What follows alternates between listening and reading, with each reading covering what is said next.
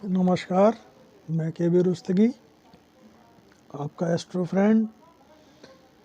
अपने चैनल ज्योतिष की पाठशाला में मित्रों आपका सभी का स्वागत करता हूं। आज हम सिंह लग्न में मंगल का सभी 12 भावों में क्या प्रभाव होगा उसके बारे में चर्चा करेंगे। और जो ज्योतिष विद्या के विद्यार्थी हैं और हम सब मिलकर इसके बारे में आज चर्चा की जाएगी। सर्वप्रथम सिंह लग्न, जिनके स्वामी सूर्य हैं और मंगल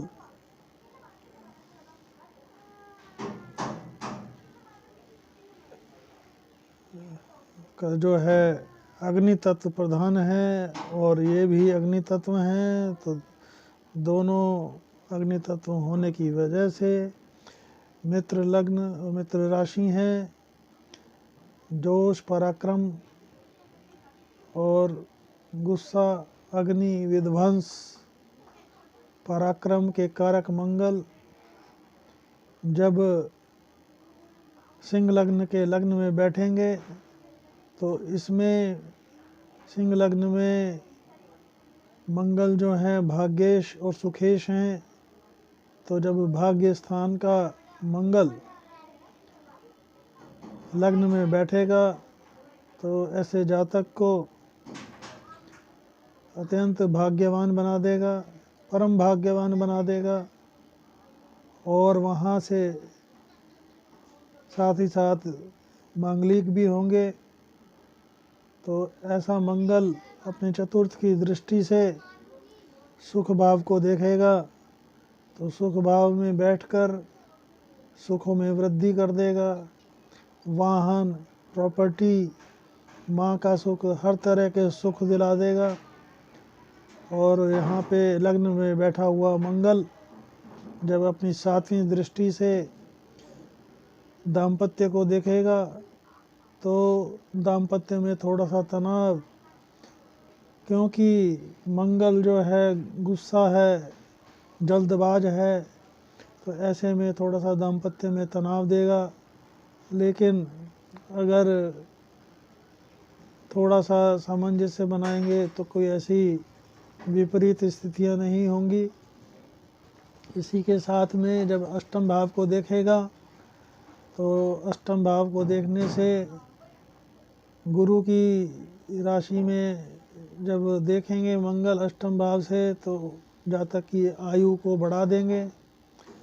आयु वृद्धि के साथ साथ थोड़ा सा कुछ हल्का सा चोट चपेट की स्थितियां भी बन सकती हैं। अब आ जाते हैं मित्रों, अगर यही मंगल धन भाव में गोचर करेंगे तो ऐसे धन भाव में जो हैं बुध से अगर तात्कालिक मित्रता हुई तो अत्यंत श्रेष्ठ ये जातक को धनवान और धनवान के साथ साथ वाणी में ओज और हर तरह का सुख दे देंगे। और इसी के साथ यहाँ से अपनी चौथी दृष्टि से पंचम भाव को देखेंगे तो ऐसे जातक को पहले ज्ञान का, ज्ञानवान और संतान का, और संतान के साथ हर तरह की अनुकूल स्थितियाँ प्रदान करेंगे। 7वीं दृष्टि से अपने अष्टम भाव को देखेंगे तो अष्टम भाव में देखेंगे तो ऐसे में जातक को आयु में वृद्धि करेंगे। आयु में वृद्धि के साथ साथ जातक को पैतृक प्रॉपर्टी और पराक्रम से हर तरह से प्रॉपर्टी की प्राप्ति होगी। और इसके साथ साथ जब 8वीं दृष्टि से ये भाग्य भाव को देखेंगे तो ये और अपनी ही राशि पे दृष्टि डालेंगे तो ऐसे में जातक परम भाग्यवान, भाग्य से हर चीज़ प्राप्त करने वाला, अपने पराक्रम से हर चीज़ प्राप्त करने वाला जातक होगा।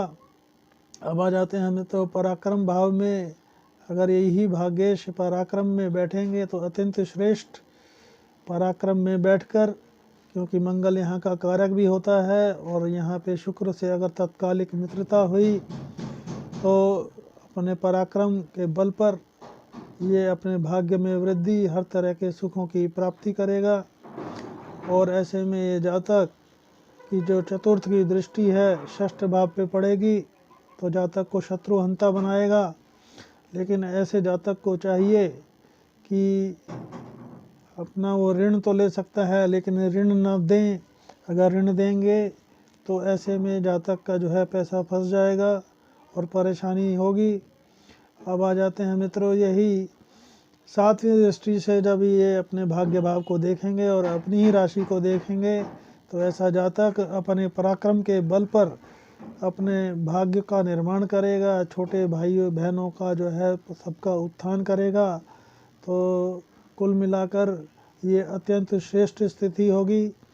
और कुल अपना आठवीं दृष्टि से जब कर्म भाव को देखेंगे तो ऐसा जातक अगर शुक्र से तात्कालिक मैत्रिता हुई तो शासन से लाभ, क्योंकि यहाँ पर मंगल दिग्बली भी होते हैं, शासन से जुड़कर काम करने वाला, शासन से लाभ प्राप्त करने वाला, सेना पुलिस इत्यादि में अगर काम करता है तो अत्यंत श्रेष्ठ कर्म भाव में जो है बैठकर ये अच्छे रिजल्ट देगा।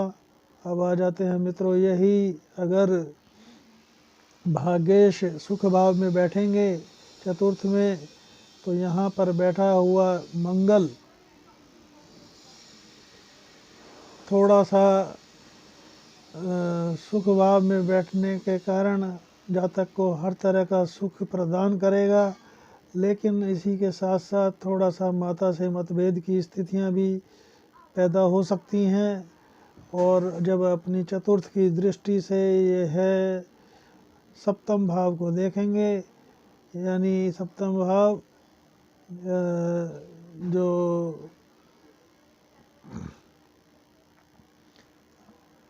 ये सुख भाव से दाम्पत्य भाव को देखेंगे, सप्तम भाव दाम्पत्य भाव होता है, तो थोड़ा सा जो है दाम्पत्य में तनाव की स्थितियाँ और उसके बाद जो है अनुकूलता भी मिलेगी। यहीं से कर्म भाव को देखेंगे तो कर्म दाम्पत्य के बाद जो है अष्टम भाव को देखेंगे, नहीं ये सॉरी सप्तम दृष्टि से कर्म भाव को देखेंगे तो कर्म भाव में की दृष्टि से कर्म भाव में अत्यंत श्रेष्ठ। ऐसे में जातक को जो है कर्म के द्वारा लाभ की प्राप्ति, हर तरह का जो है व्यापार व्यवसाय में अनुकूलता, अपने वाणी के और अपने पराक्रम के दम पर ऐसा जो है जातक कर्मस्थल पर शासन से, सेना से, पुलिस में अत्यंत लाभ पाता है। राजनीति इत्यादि में भी अत्यंत श्रेष्ठ रहता है ऐसा जातक और कई साधनों से इनकम करता है। और आठवीं दृष्टि से लाभ भाव को देखेंगे तो जीवन पर्यंत जातक को लाभ मिलता रहेगा और लाभप्रद स्थितियाँ रहेंगी। अब आ जाते हैं मित्रों, यही भाग्येश अगर ज्ञान भाव में बैठेगा तो यहाँ से ये नवम पंचम की जो स्थिति निर्मित करेगा तो अत्यंत भाग्य का जो है मालिक पंचम स्थान त्रिकोण में बैठे तो अत्यंत श्रेष्ठ स्थिति। ऐसे में ये जातक अपने ज्ञान, अपनी वाणी, अपने उसके दम पर हर चीज़ की प्राप्ति करेगा, लाभ प्राप्त करेगा। और अपने ज्ञान पे दम पर एजुकेशन, ऐसे लोग जो हैं वकालत के पेशे में बैरिस्टर, वकील, मजिस्ट्रेट इत्यादि जो है अत्यंत कारगर सिद्ध होते हैं। और यहीं पर बैठा हुआ जब मंगल चतुर्दृष्टि से अष्टम भाव को देखेगा तो अष्टम भाव में बैठा हुआ अष्टम भाव को देखने से ऐसा जातक जो है दीर्घायु और लंबी आयु, क्योंकि गुरु से गुरु की राशि को देखेगा तो लंबी आयु की प्राप्ति होती है और कोई ऐसा निरोगी काया भी होती है साथ में।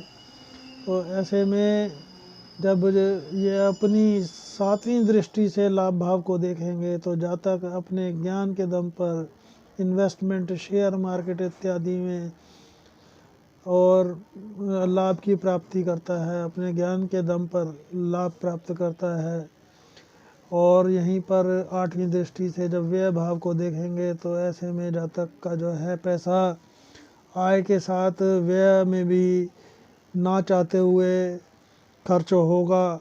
तो ऐसे में जातक को चाहिए कि ऐसे खर्चे जो है अच्छे कामों में करे और अपना धर्मार्थ के कामों में खर्च करे, दान पुण्य में खर्च करे। अन्यथा यही खर्च जो है कोर्ट कचहरी और दूसरे कार्यों में खर्च होगा तो जातक का जो है धन वेस्ट होगा। अब आ जाते हैं मित्रों, षष्ठ भाव में अगर भाग्येश गोचर करेंगे तो ऐसे में जो है भाग्य में षष्ठ में बैठने के बावजूद भी कमी नहीं लाएंगे, क्योंकि यहाँ पर मंगल उच्च का होगा तो जातक के भाग्य में कोई कमी नहीं होगी और जातक हर तरह से अपने पराक्रम और अपने ज्ञान के बल पर अपने भाग्य का जो है पूरा फल प्राप्त करेगा। और जहाँ पे जब सप्तम की दृष्टि से ये व्यय भाव को देखेंगे तो व्यय भाव में थोड़ा सा इनको खर्च पर रोक के साथ साथ इनको अच्छे कामों में खर्च करना चाहिए, धर्मार्थ में खर्च करना चाहिए, कोर्ट कचहरी के खर्चों से बचने के लिए, अन्यथा इनको परेशानी होगी। और यही इनकी जो 8वीं दृष्टि इनके लग्न में पड़ेगी, जिससे इनको ये जिद्दी और थोड़ा सा क्रोधी बनाएगा। तो ऐसे में जातक को इनका उपाय करता रहना चाहिए, अपने क्रोध पर नियंत्रण रखना चाहिए। अब आ जाते हैं मित्रों, यही भाग्येश मंगल अगर सप्तम भाव में बैठेंगे तो सप्तम भाव में बैठा मंगल थोड़ा दाम्पत्य में थोड़ा सा खराबी पैदा करेगा, मतभेद पैदा करेगा। तो ऐसे में थोड़ा सा जातक को जो है अपने क्रोध पर नियंत्रण, वाणी पर नियंत्रण रख के चलना चाहिए। और यही यहाँ पे बैठा हुआ मंगल 7वीं दृष्टि से लग्न को देखेगा तो जातक को जिद्दी और गुस्सैल बनाएगा और थोड़ा सा जल्दबाज प्रवृत्ति का बनाएगा, लेकिन जल्दी डिसीजन लेने वाला होगा, लेकिन जल्दबाजी में गलत निर्णय भी लिए जा सकते हैं पीड़ित होने की अवस्था में। तो ऐसे में जातक को इन चीज़ों से बचना चाहिए। और यही अष्टम की दृष्टि धन भाव पर डालने पे अगर बुध से तात्कालिक मित्रता अच्छी हुई तो धन लाभ की स्थितियां बनेंगी, हर तरह से धन की प्राप्ति होगी, पैतृक संपत्ति मिलेगी और पीड़ित होने की अवस्था में रिजल्ट बिल्कुल बदल जाएंगे। अब आ जाते हैं मित्रों अष्टम भाव में। अष्टम भाव नवम भाव का स्वामी अगर अष्टम भाव में बैठेगा तो ये थोड़ा सा भाग्य में कमजोरी तो लाएगा, लेकिन इतना फर्क नहीं पड़ेगा, क्योंकि लाभ जो है जातक गुरु की राशि है और ये नवम का जो स्वामी जब अष्टम में बैठेगा तो लाभ के लिए थोड़ा सा जातक को पराक्रम अधिक करना पड़ेगा। और यहाँ पर बैठा हुआ मंगल चतुर्थ दृष्टि से लाभ भाव को देखेगा तो लाभ भाव और यहाँ से बैठा हुआ मंगल जब धन भाव को देखेगा 7वीं दृष्टि से तो और पराक्रम को देखेगा तो ऐसे में जातक का थोड़ा सा पराक्रम और धन की स्थितियाँ बढ़ा देगा और अधिक प्रयास के बाद जातक को भाग्य की प्राप्ति होगी। अब आ जाते हैं मित्रों नवम भाव में। नवम भाव में अगर मंगल अपने ही उसमें बैठेगा, अपनी राशि में बैठेगा तो यह एक अत्यंत श्रेष्ठ स्थिति।